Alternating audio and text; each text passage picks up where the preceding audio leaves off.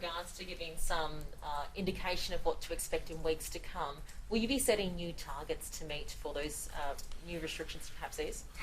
Those matters are being settled. They'll be settled today, tomorrow. We will wait until we've got the most complete picture, and then we'll have more to say about what the framework looks like. If I put it to you this way, what I can definitely commit to is we will give people on Sunday a list of things that they can do that they can't do right now. We will then also give to people across Victoria a sense of what the most important considerations for us will be in making further decisions about next steps.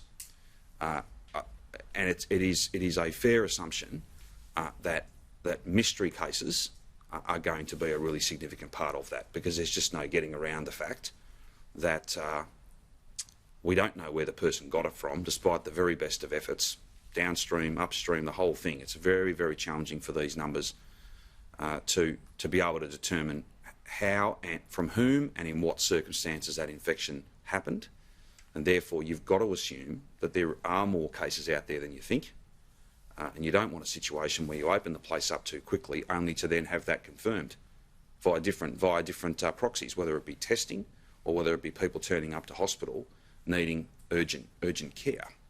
I do note that France overnight, they're reporting 50% of their intensive care unit beds are full.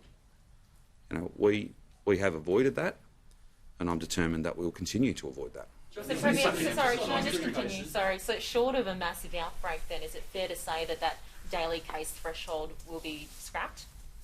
No, I wouldn't say that. I know it's frustrating. Everyone wants to be able to report what I'm going to do on Sunday. The fact of the matter is we haven't decided yet. There's still meetings, there's still all manner of fine-tuning and all manner of work. And the reason for that, for people at home, just the reason for that is not to announce it on a day that suits me. It's to give us more time. Tomorrow's data, proper analysis of the data that's been received today. Even to a certain extent, Sunday's data will be a feature of this. We get at least a first run of what's on the board, the number of cases that we've had. Not all laboratories report, but a large number of them, late into the evening. So we had 3 cases on the board at about 11 o'clock last night. One of those turned out that it wasn't real, so we were able to report 2 cases today. So the only reason Sunday is important is because it gives us 2 more days of data than if we were to make announcements today. And these are really fine judgments, and the stakes are very high. Just on mystery cases, how are they tracking for us? What are we learning about them? I might get the Chief Health Officer in his release later on today just to provide you with, again, that kind of narrative and any more that we know about them, whether there are any trends beyond the ones that have been there for quite some time. But 17 between 30 September and 13th October is a real concern to us. Doesn't seem a lot when we were talking about 700s, but the other thing in terms of total case numbers on a given day. But the other thing to remember here as well, and this is the point that people often make comparisons with New South Wales. You've got 45 active cases versus 157 active cases. That's 2 very different places. 2 very different places. What's more, we've had 4,280, this is across the entire pandemic, 4,280 mystery cases across the whole year. So that means that it's not unreasonable to make a judgment that there's more of this out there than the numbers tell us. The other thing too, and this is in no way a criticism, but we all know not everyone presents to be tested as soon as they should, and that's why we urge everybody every day. If there's no exposure days or half an exposure day as opposed to 3 or 4 days, then we will pull this up, and each of these cases and outbreaks will be infinitely smaller than they otherwise would be.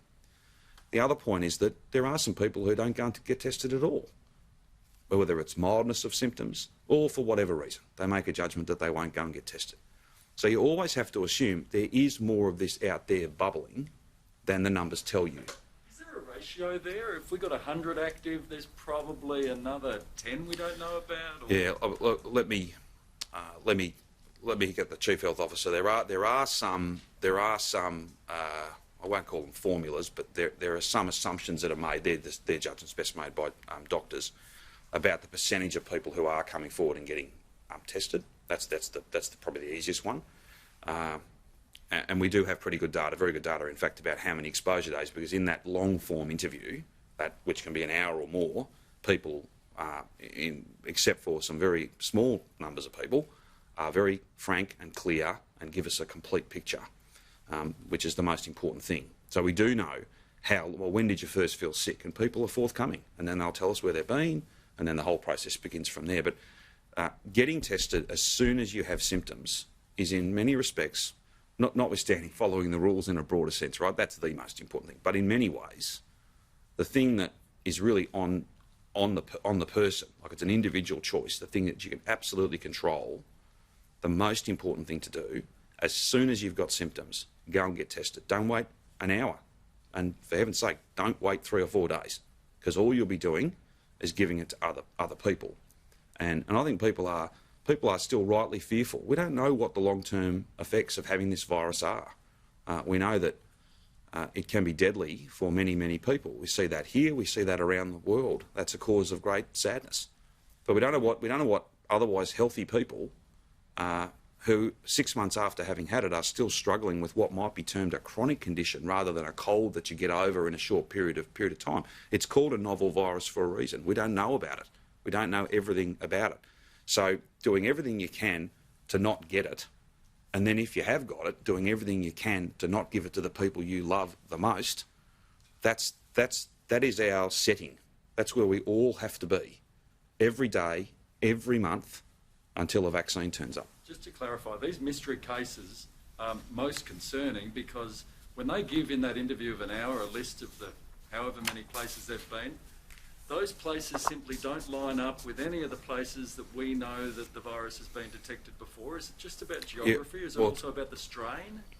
No, I don't think it's about strain so much, but it's about a chain of transmission. So, for instance, I'll give you an example. If I tested positive tomorrow, then I can list my family and I can list all of you, right? You're the only people that I've been with and a couple of senior staff. If all of you get tested and none of you have got it, I would be a mystery case. Where did it come from? All the people I've spent time with, 15 minutes face-to-face, 2 hours in the same room. We can then go further out than that, but that's the basic way you look at it. If all of you didn't have it and didn't get it over the 3 and 11-day period, then that would be a mystery. That would be a mystery case, and it would be a genuine mystery. How is it that you got it? And when you think about it, though, this thing's got a life cycle. We've had World Health Organization research this week talking about, on surfaces for 28 days, and that's why we've stepped up cleaning and we're looking at all of those sort of issues. That's back to that key point. It's a novel virus because we only know so much about it.